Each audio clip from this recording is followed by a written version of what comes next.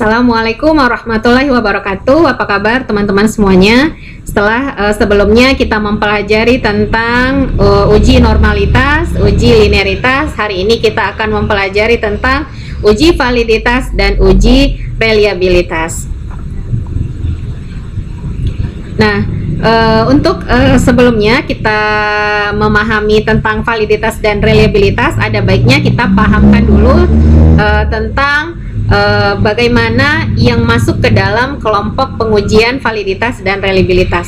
Jadi, uji validitas dan uji reliabilitas itu digunakan penelitian dengan menggunakan data primer. Jadi, waktu belajar Metopel kemarin, ada jenis data yang digunakan, yaitu data primer dan data sekunder. Untuk data sekunder itu pasti dia memakai skala ordinal ya. Sedangkan untuk penggunaan data primer itu biasanya memiliki skala ordinal ataupun skala interval. Nah, kalau kita menggunakan data primer berarti kan kita menggunakan angket. Nah, untuk menguji item-item nih di dalam angket tersebut kesahihannya, maka dilakukanlah uji validitas dan uji reliabilitas. Nah, pertanyaan pertama, apa itu validitas? Ya, nah itu. Nah, kita akan pahamkan bahwa validitas itu mengacu sejauh mana instrumen penelitian itu benar-benar mengukur apa yang seharusnya diukur, yakni menilai seberapa akurat alat ukur tersebut untuk menilai kesahihan setiap item-item pertanyaan yang kita berikan ya dalam penyebaran kuesioner. Nah, pengertian ke validitas atau kesahihan saya ambil dari dua pendapat ya. Yang pertama dari Sugiharto dan Sitinjak, itu dia menyatakan bahwa validitas dalam penelitian itu menyatakan derajat ketepatan alat ukur penelitian terhadap isi sebenarnya yang diukur. Jadi kita mau melihat ketepatan alat ukur ini tadi dengan pernyataan-pernyataan per item yang kita ajukan di dalam angket yang kita sebarkan. Nah, yang kedua, menurut Ghazali Ghazali menyatakan bahwa uji validitas digunakan untuk mengukur sah atau valid tidaknya sebuah kuesioner. Jadi suatu kuesioner itu dinyatakan valid itu jika pertanyaan pada kuesioner tersebut mampu untuk mengungkapkan sesuatu yang akan diukur oleh kuesioner tersebut. Nah, itu dia. Ada beberapa jenis-jenis validitas penelitian kuantitatif. Nah, yang pertama itu namanya adalah criterion validity. Ini berkaitan dengan apakah alat pengukur yang baru sudah tepat sesuai dengan instrumen lainnya yang dianggap sebagai model. Nah, jadi di sini pengukurannya itu apakah memang sudah tepat dengan instrumen variabel-variabel lainnya yang dianggap sebagai model. Nah, yang kedua, content validity. Ini berkaitan dengan apakah butir-butir pernyataan atau setiap itemnya pertanyaan tersebut itu yang tersusun dalam kuesioner itu sudah mencakup semua materi yang hendak diukur. Jadi makanya penting sekali dalam membuat angket penelitian itu perlu sekali setiap indikator dari instrumen ya atau variabel yang akan kita teliti itu dimasukkan gitu ya untuk untuk memenuhi ya prasyarat content validity. Kemudian yang ketiga itu adalah construct validity ya. Ini berkaitan dengan apakah alat penelitian yang dipakai itu telah disusun berdasarkan kerangka atau konstruk atau teoritis yang tepat dan relevan. Jadi artinya kita membuat pernyataan itu tadi seperti yang saya sebutkan itu tidak boleh lari dari kerangka teoritis yang tepat dan relevan. Artinya indikator-indikatornya itu sudah tepat dan relevan untuk dimasukkan ke dalam item-item pernyataan agar validitas penelitian kita itu dinyatakan baik. Nah, yang berikutnya tadi ada kaitannya ya, itu tadi validitas. Yang berikutnya apa itu reliabilitas ya. Nah, itu. Jadi reliabilitas itu merupakan tes yang dilakukan untuk menilai atau memahami sesuatu yang menjadi objek ukur. Jadi sehingga reliabilitas itu merupakan standar keandalan pengukuran. Jika hasil yang diperoleh tinggi, artinya penelitian tersebut dapat diandalkan. Jadi kalau hasil dari reliabilitas tersebut tinggi, nah melewati kapasitas standar yang telah ditentukan, itu berarti menunjukkan bahwa penelitian kita itu penelitian yang bisa diandalkan. Nah, jadi reliabilitas atau kita sebut dengan keandalan yang pertama, dalam uji reliabilitas, suatu kuesioner dikatakan handal yaitu apabila jawaban seseorang terhadap pernyataan tersebut konsisten dari waktu ke waktu, tidak ada perubahan. Kemudian yang kedua, reliabilitas itu suatu uji yang merujuk pada derajat stabilitas, daya prediksi, konsistensi, dan akurasi. Jadi untuk melihat keakuratan pernyataan data penelitian yang kita gunakan, makanya itu dilakukan pembuktiannya dengan menggunakan uji reliabilitas. Jadi ada keterkaitan atau hubungan antara validitas dengan reliabilitas. Yang pertama, bisa saja hasilnya tidak valid dan tidak reliable. Ini hasilnya kenapa seperti itu? Hasilnya ini bisa disebabkan karena yang tadinya hasil dari asesmennya itu semulanya valid dan benar, akan tetapi jika dilakukan pengujian pada kesempatan selanjutnya hasilnya akan tidak sama. Nah, ini akibat dari hasil pernyataan yang tidak valid tadi.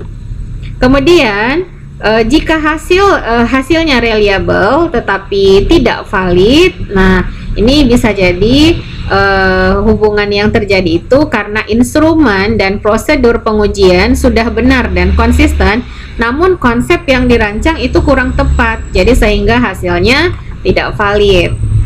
Nah, kemudian kalau hasilnya tidak reliable tetapi valid, nah ini bisa disebabkan biasanya karena adanya pertanyaan yang ambigu ya, akibat dari perbedaan bahasa responden dengan pertanyaan yang diajukan. Maka gunakanlah bahasa-bahasa dalam pernyataan kuesioner yang kita berikan itu adalah yang umum, yang memang mudah untuk dipahami agar tidak menghasilkan pertanyaan yang ambigu atau pertanyaan yang mungkin jawabannya itu bisa berubah di waktu yang berbeda. Ini bisa juga menyebabkan hasilnya tidak reliable tetapi valid.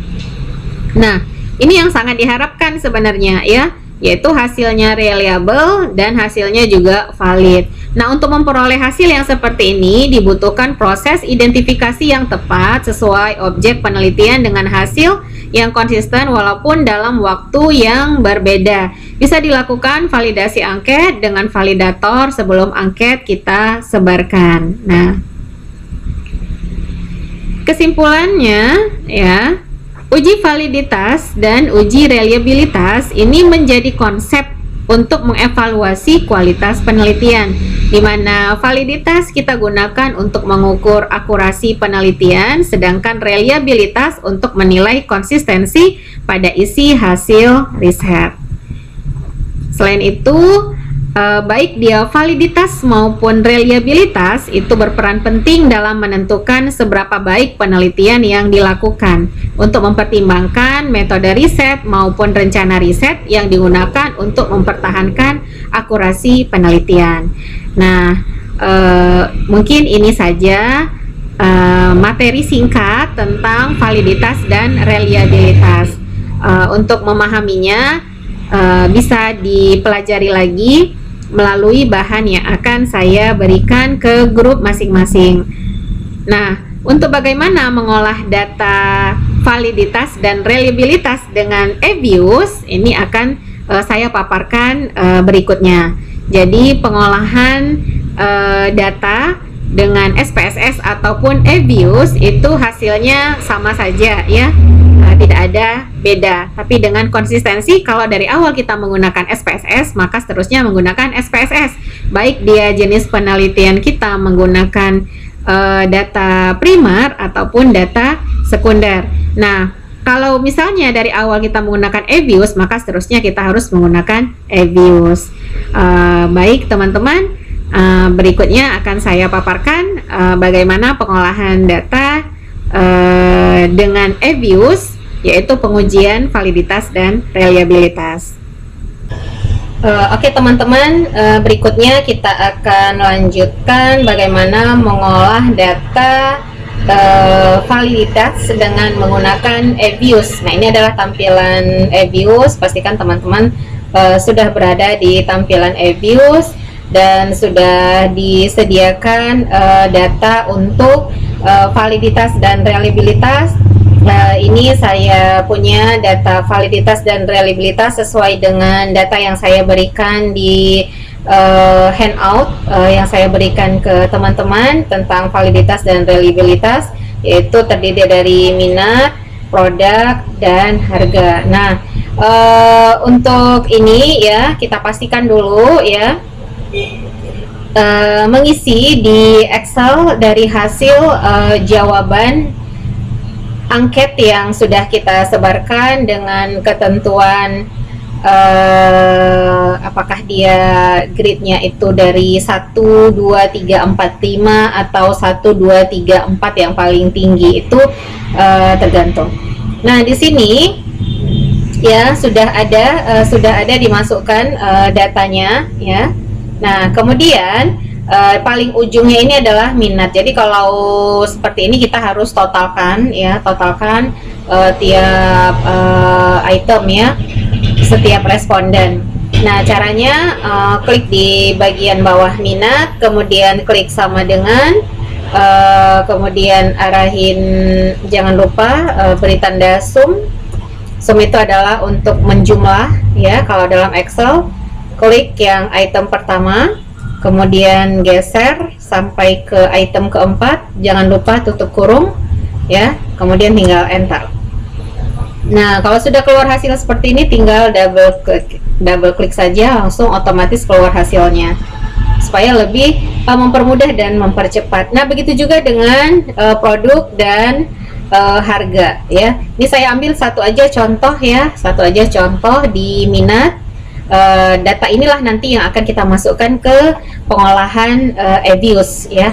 Nah, ini adalah EBIUS ya, tampilan EBIUS. Kita klik file, kita ambil new work file. Nah, cuman bedanya di work file structure type kita tidak lagi pakai date regular frequency karena kita mau melakukan uji validitas dan reliabilitas, tapi disinilah kita pakai unstructured. Nah, tadi kita pastikan berapa jumlah observasi ya. Di sini ada date rank, itu adalah jumlah observation ya. Jadi kita lihat lagi ya berapa jumlah observasi kita. Di sini jumlah observasinya ada 35 ya. Jadi kita masukin di sini itu 35. Nah, langsung kita okekan saja. Oke, kalau sudah seperti ini, sudah diokekan, saya geser dulu biar nanti sama-sama bisa melihat. Nah, berikutnya kita mau masukkan item-item ini tadi. Nah, cara memasukkan item ini tadi, kita pilih quick ya, kemudian kita pilih empty group. Oke, saya bikin di samping sini saja biar sama-sama kelihatan ya. Nah, langsung kita copy paste. Ya, ini tadi, tapi dari ini ya, jangan ikut item ya, dari angkanya saja. Angka dari responden 1 beserta langsung ke jumlah minatnya ini tadi, si variabel Y ini tadi ya. Ini minat ini adalah variabel dependen sampai ke responden ke 35. Sudah di blok seperti ini, langsung tekan Ctrl C saja ya. Klik kanan juga bisa, langsung klik kanan, copy juga bisa, Ctrl C di keyboard juga bisa, terserah ya gimana. Nah, langsung di sini Ctrl V saja langsung ya. Nah, langsung otomatis ya, tadi langsung otomatis dia terekam di work filenya kita. Tapi di sini masih ada kayak seri 1, seri 2 seperti itu ya. Tinggal ganti name saja ya. Oke, sorry. Saya ambil satu-satu aja nanti ya. Kita tutup aja ya. Saya delete. Kita ganti manual nih seri 1. Di name kita ganti jadi item underline ya, underscore ya 1, karena di eViews tidak pernah mengenal spasi, jadi spasi di eViews itu adalah underscore ya. Kita langsung oke kan ya, langsung otomatis berubah. Kemudian seri 2 sama, kita ganti name-nya jadi item underscore 2. Kemudian kita tutup aja, tidak apa-apa, datanya tidak akan hilang ya. Langsung kita juga ketik item underscore 3, langsung kita oke kan. Kemudian yang ini juga kita langsung ganti jadi item underscore 4. Oke. Nah, tadi yang kelima itu adalah totalnya ya, minat. Kita ganti, saya ganti dengan nama MN. Nah, langsung kita oke kan. Oke, seperti ini. Nah, kalau sudah seperti ini ya teman-teman, semuanya sudah masuk datanya semuanya. Nah, berikutnya kita akan lakukan uji ya. Kita akan lakukan uji, tapi dengan catatan terlebih dahulu itu kita blok. Mulai dari item 1 sampai MN, urutannya dari item 1 sampai MN, tidak boleh suka-suka ya, tidak boleh saya mau dari item 4 duluan, habis itu saya item 1 baru MN, itu tidak. Pokoknya di akhir nanti itu MN totalnya, sama seperti urutan di Excel ya.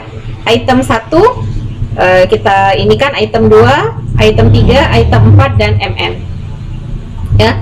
Kalau sudah seperti ini kita pilih quick ya, kita ambil grup statistik, kemudian kita ambil covariance. Nah, pastikan ini ada item 1, item 2, item 3, item 4 dan MN terakhirnya, langsung oke kan. Nah, sudah seperti ini ya. Kalau sudah seperti ini, sudah kelihatan semuanya. Nah, kalau sudah semuanya seperti ini, berikutnya kita lakukan klik view ya, klik view, kemudian kita pilih covariance analysis. Klik view, kemudian covariance analysis. Nah, hilangkan centang covariance, klik centang correlation ya, hilangkan centang covariance, centang correlation dan probability-nya ya. Nah, langsung oke kan saja. Nah, ini dia keluar. Kalau sudah keluar seperti ini ya, hasilnya yang seperti ini sudah keluar ya. Nah itu langsung di sini keluar ya. Kita langsung fokus, nggak usah sampai yang lain ini fokus. Kita fokusnya ke MN ini saja. Kita fokus ke MN ini saja dan fokus ke probability ya. Nah, di probability-nya teman-teman bisa lihat ya. Di sini ada 0, di item 1 0,0000, item 2 0,0000, item 3 0,000, item 4 0,007. Nah, ini menunjukkan jika nilai probability ya, nilai probability dari setiap item itu di bawah dari 0,05, itu berarti menunjukkan kalau kalau item pernyataan kita itu dinyatakan valid ya. Kalau seperti ini dinyatakan valid. Ini valid, item 1 valid, item 2 valid, item 3 valid, item 4 juga valid. Nah, begitu untuk melakukan uji validitas ya. Ini adalah untuk pengujian validitas. Nah, dan kalau mau menguji yang lainnya dilakukan dengan hal yang sama ya, dengan hal yang sama seperti yang tadi ya. Nah, uniknya di eViews kita bisa membuka jendela itu lebih dari satu, itu boleh. Oke, saya tutup dulu ya, untuk membuktikan bahwa kita bisa membuka jendela lebih dari satu. Ini tadi kita membuka jendela MN ya. Nah, kita mau buka jendela variabel yang lainnya, boleh. File nih, work file, sama kayak tadi, unstructured. Kita ambil observasi kita itu 35, langsung kita oke kan. Yes, kita ambil yang ini saja. Name for work file, kita ambil yang itu apa ya tadi, harga ya. Tunggu ya, saya ini kan ya dulu. Oh, produk. Oke, kita ambil yang bahasanya adalah produk. Oke, nah di sini name-nya itu adalah produk. Oh, jadi ketimpa yang ini ya, produk. Oke, nggak apa-apa. Nah, ini maksudnya bisa kita buka 2 sampai 3 dan lakukan dengan hal yang sama pengolahannya. Nah, itu adalah untuk uji validitas. Oke, teman-teman, kita akan lanjutkan untuk melakukan pengujian dengan uji reliabilitas. Sebelumnya kita sudah lakukan uji validitas, dan untuk melakukan uji reliabilitas tetap ya di hasil yang sama tadi, tinggal kita melakukan yang berbeda. Nah, caranya gimana? Kalau tadi kan kita ngeblok ya, untuk uji validitas kita ngeblok dari item 1 sampai MN. Tapi kalau untuk uji reliabilitas kita hanya blok item 1 sampai 4 saja. Ya, caranya klik item 1, item 2, item 3 dan item 4. Nah, kemudian kita pilih quick ya. Kemudian kita pilih grup statistik ya, terus kita pilih covariance. Nah, pastikan seperti yang tadi sama, ada di item 1, item 2, item 3 dan item 4, langsung kita oke kan. Nah, ini sudah keluar ya grup yang seperti ini. Nah, berikutnya kita langsung sama kayak tadi, view, kemudian kita ambil yang covariance analysis. Cuman tadi covariance-nya kita hilangkan, kita centangkan correlation dan probability. Kalau untuk uji reliabilitas, kita hanya tinggal membantu centang ya covariance, tetap ya pastikan covariance tercentang, dan yang berikutnya itu DF corrected covariance ya, ini dicentang juga, pastikan ini juga dicentang, kemudian kita oke kan. Nah, hasilnya ini yang akan kita pindahkan ke Excel ya. Jadi untuk perhitungan Cronbach alpanya ya, secara dengan Abius itu kita lakukan dengan manual dengan menggunakan bantuan Excel ya. Jangan hitung manual ya, walaupun saya bilang manual bukan berarti menghitung manual dengan menggunakan kalkulator, bukan ya, tapi menghitung manual dengan menggunakan aplikasi Excel. Jadi aplikasi Abius hanya untuk membantu menunjukkan nilai covariance dan variance ya. Jadi di sini sudah langsung ketahuan yang mana yang menjadi nilai covariance dan variance-nya. Nah, ini adalah nilai variance ya. Item 1 ketemu dengan item 1 itu merupakan nilai variance. Item 2 ketemu dengan item 2 itu adalah nilai variance. Item 3 dengan item 3 ini juga adalah variance. Item 4 dengan item 4 ini juga adalah variance. Sedangkan sisanya itu disebut dengan covariance. Jadi kita mau mendapatkan nilai variance dan covariance-nya untuk nantinya kita hitung dengan menggunakan bantuan Excel. Oke, saya langsung Ctrl A saja ya, seperti biasa, Ctrl C. Oke, saya pindahkan. Di sini sudah saya siapkan ya. Ini adalah rumus untuk mencari Cronbach alpha. N itu adalah jumlah item dikalikan dengan covariannya, kemudian variannya ditambah dengan N kurang 1 kali covarian. Oke, saya langsung buat di sini saja ya. Ctrl V. Nah, ini dia. Nah, ini dia ya, sudah kelihatan item 1, item 2, item 3, item 4. Kebetulan di apa namanya, di Excel saya ya, itu komanya itu titik, tapi kalau misalnya teman-teman ternyata komanya itu adalah koma, jadi diinikan dulu ya, diperbaiki dulu ya titiknya menjadi koma supaya nanti formulanya berjalan. Karena ada sebahagian yang mungkin dia memang pakai koma. Kebetulan di laptop saya komanya itu titik ya untuk masuk ke formula.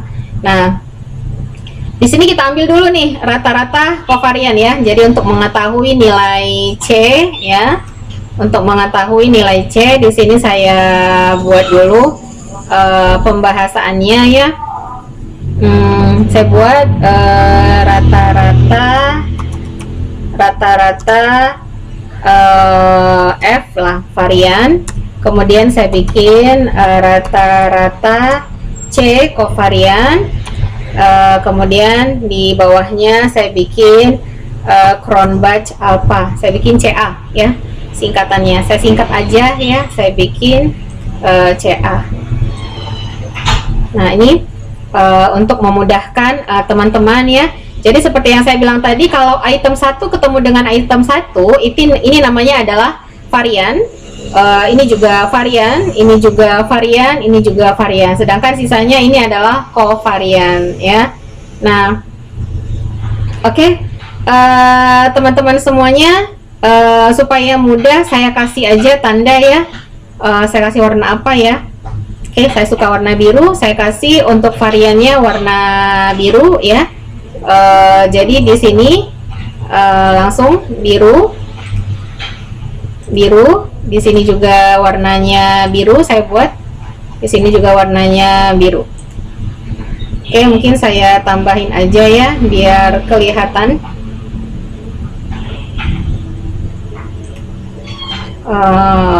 Semoga kelihatan ya buat teman-teman. Nah, kemudian atau ini saya gedein dulu tulisannya.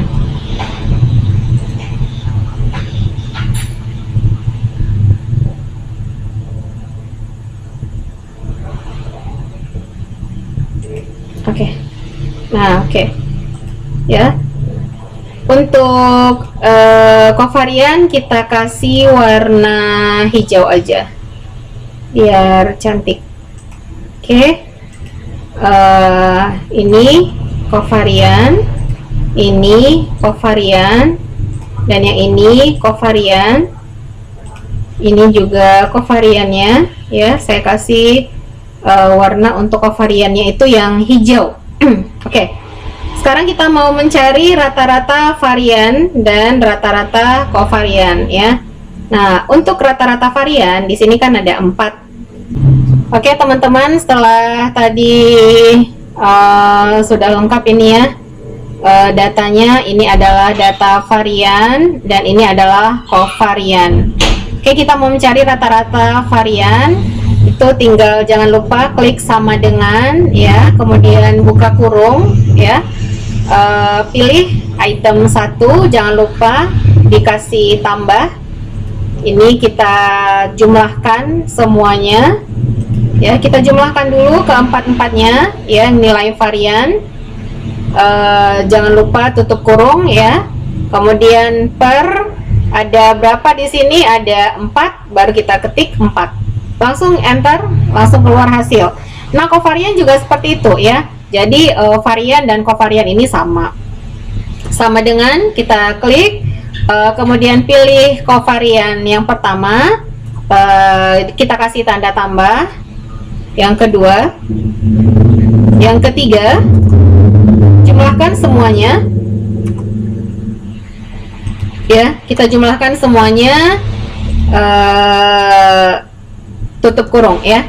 Ini ada 1, oh sorry, ini nanti nggak mau, saya lupa tutup kurung. Jangan lupa ya, buka kurung dan tutup kurung. 1, 2, 3, 4, 5, 6. Oke, jadi ini kita bagi dengan 6. Langsung kita klik enter. Nah, di sini sudah keluar ya, sudah keluar berapa nilai-nilai varian dan berapa nilai kovarian. Sekarang kita tinggal masukkan ke rumus dari menghitung Cronbach alpha. Nah, N ini adalah jumlah item pernyataan ya. Di sini item pernyataan kita ada berapa? Ada 4. Jangan lupa kita buat sama dengan buka kurung, ikutin aja alurnya, alur buka kurungnya ya. Buka kurung, N-nya ada 4 ya, kali kali itu tanda bintang di atas ya. Kita lihat C-nya berapa, langsung arahkan C-nya ya, tutup kurung, jangan lupa tutup kurung, per, kita bikin lagi buka kurung ya, V di sini katanya V, langsung aja arahkan V berapa, kemudian dikasih tanda tambah, buka kurung lagi, N kurang 1, N-nya tadi ada berapa? 4 kurang 1, langsung aja tutup kurung lagi seperti itu juga ya, kemudian dikali ya, tanda bintang C, langsung arahkan lagi C, baru tutup kurung lagi. Oke, langsung enter. Nah, langsung keluar. Nah, nilai dari Cronbach alpha-nya itu adalah 0,68587. Kalau kita mau ambil 3 di belakang koma, kita bisa ambil ya 3 di belakang koma, berarti 0,686. Jadi kalau dia 0,686, ini bisa teman-teman buktikan apakah hasilnya sama penggunaan hitungan EViews dengan SPSS. Jadi teman-teman bisa buktikan dengan menggunakan SPSS. Nah, mungkin itu saja ya bagaimana untuk menghitung uji reliabilitas. Jadi setiap variabel dihitungnya seperti ini ya. Setiap variabel dihitung seperti ini untuk mendapatkan nilai varians dan covariance, lalu kita hitung secara manual. Nah, itulah salah satu penggunaan EViews dengan menggunakan bantuan Excel ya. Memang kalau dibandingkan dengan SPSS lebih mudah penghitungan uji validitas dan reliabilitas dengan SPSS dibandingkan dengan EViews karena reliabilitasnya kita harus menghitung di luar dengan bantuan Excel. Nah, semoga materi hari ini bermanfaat. Assalamualaikum warahmatullahi wabarakatuh.